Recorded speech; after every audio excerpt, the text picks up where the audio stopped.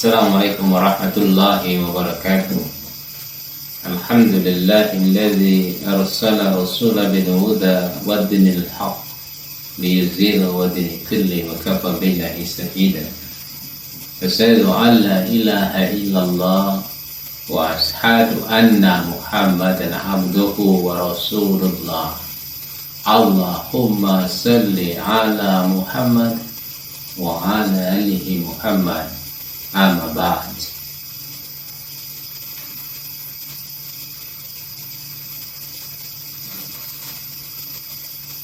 Setiap orang yang melangsungkan pernikahan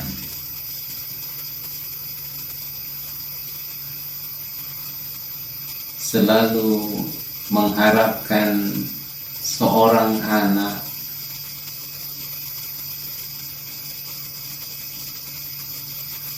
sebagai curahan dan kasih sayang, buah hati cinta kasih antara dua insan yang menjadikan belahan jantung harapan hati, tempat bergantung di masa akhir masa tua nanti, meneruskan cita-cita kedua insan yang kandas, diharapkan kepada anaknya untuk meneruskan cita-cita ini.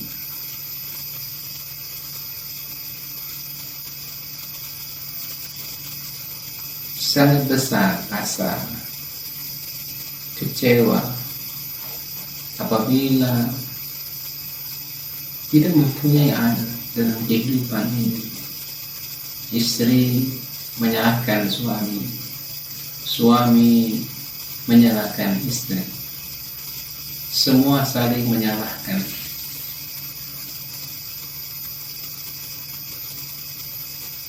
Kadangkala mereka tidak lagi mau bersama karena alasan anak. Ada juga yang mengatakan bahwa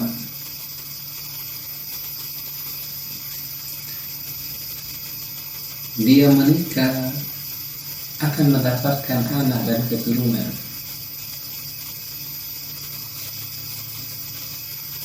Di dalam surat Al-Maryam ayat ke-77,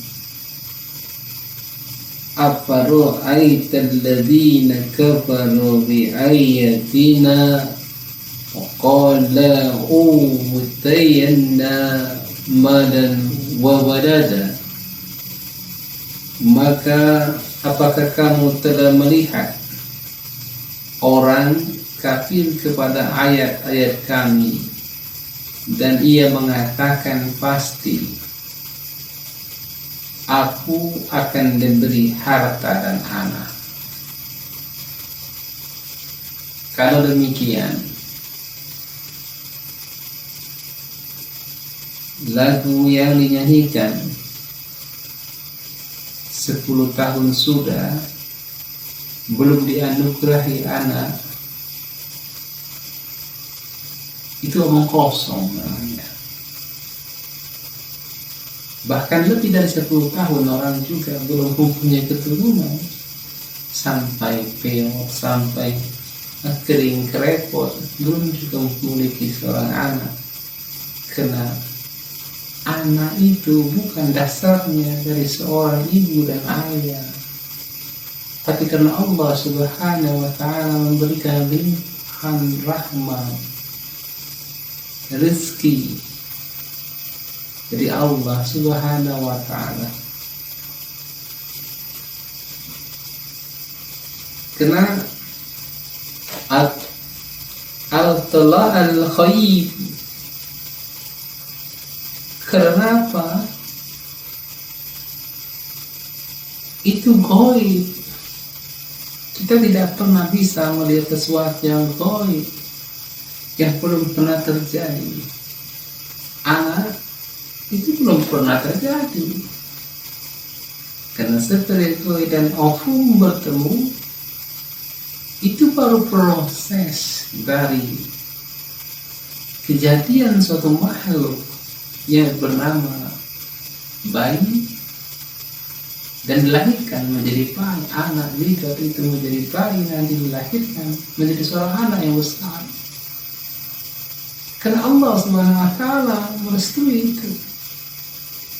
Tidak ada manusia yang membuat manusia, tapi Allah SWT yang memberikan limpahan rahmat rezeki kepada orang yang diketahuinya.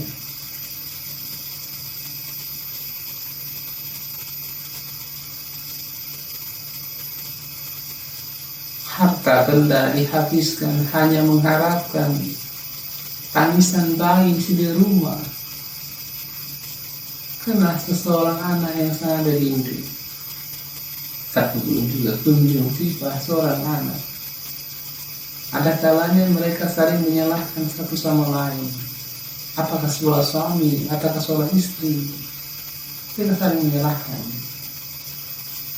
Karena itu seharusnya kita diberikan kesabaran untuk tingkat yang seperti ini, sabar lebih tinggi derajatnya dari orang-orang lain. Karena memang demikian anjuran kesabaran itu.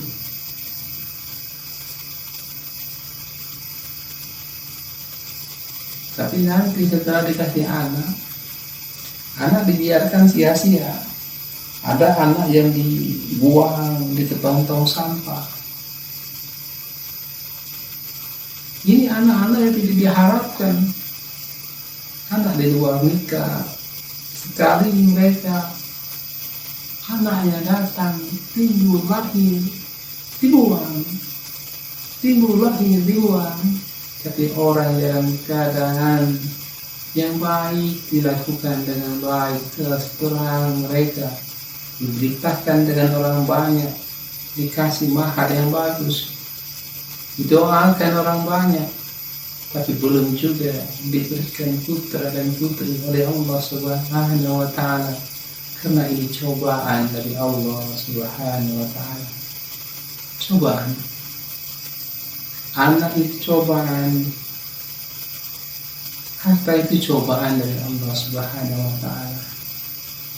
Tidak ada kata lain, hanya untuk meningkatkan iman kita, meningkatkan takwa kita, meningkatkan derajat kita kepada Allah dan derajat kita di mata Allah Subhanahu wa Ta'ala. Adakah mereka sabar mendapatkan cobaan seperti ini? Ada juga yang merasakan dirinya sabar.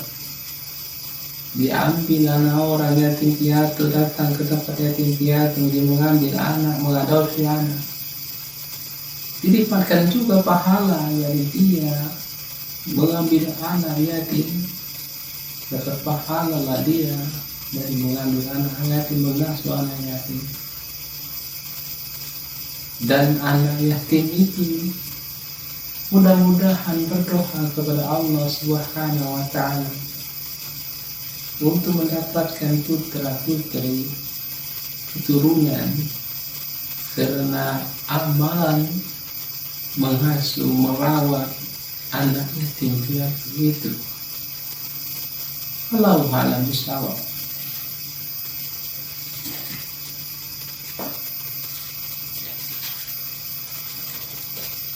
Tapi yang ditakutkan adalah ketika sperma seorang laki-laki yang tidak baik, posisinya yang tidak baik, maka pinjam. Ada istilah bank sperma, dia pinjam dengan sperma orang lain, dia harus namakan misalnya dengan orang pintar. Itu sama saja dengan zina. Itu dosa. Karena nasab itu bernasabkan dari sperma siapa yang dimasukkan menjadi bibit di dalam bayi tabung itu, karena itu adalah zina, benar itu zina. Tapi kalau dikerjakan, dibuat suami istri dan sperma suaminya sendiri itu halal, karena nanti disuntikkan ke dalam rahimnya, itu baik, itu halal dan diperbolehkan menurut agama. Tapi ini belum tentu juga mendapatkan keberhasilan 70%, 80%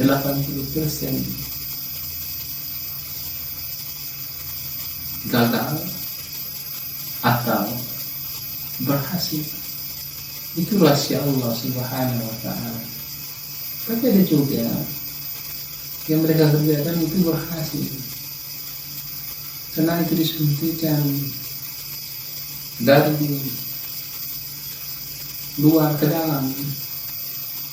Jadi proses mereka masukkan ke dalam itu bukan melalui senggama. Itulah keindahan makhluk Tuhan, mempunyai kepintaran, kecerdasan.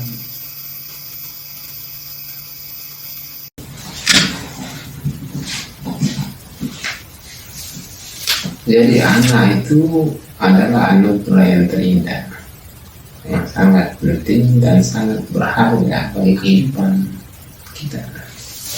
Setelah memperoleh, ya tinggal perawatan, memberi nama yang baik, mengasuh dan meliharanya. Semoga Allah dapat memberikan rahmat, taufik dan hidayah kepada kita semua. Dan sesungguhnya rezeki anak itu adalah rezeki yang ditakdirkan oleh Allah Subhanahu wa ta'ala bagi orang yang dikehendaki Allah Subhanahu wa ta'ala. Hanya Allah yang mengetahui tentang itu. Subhanaka rabbi asyhadu an la ilaha illa anta astaghfiruka wa atubu ilaik. Assalamualaikum warahmatullahi wabarakatuh.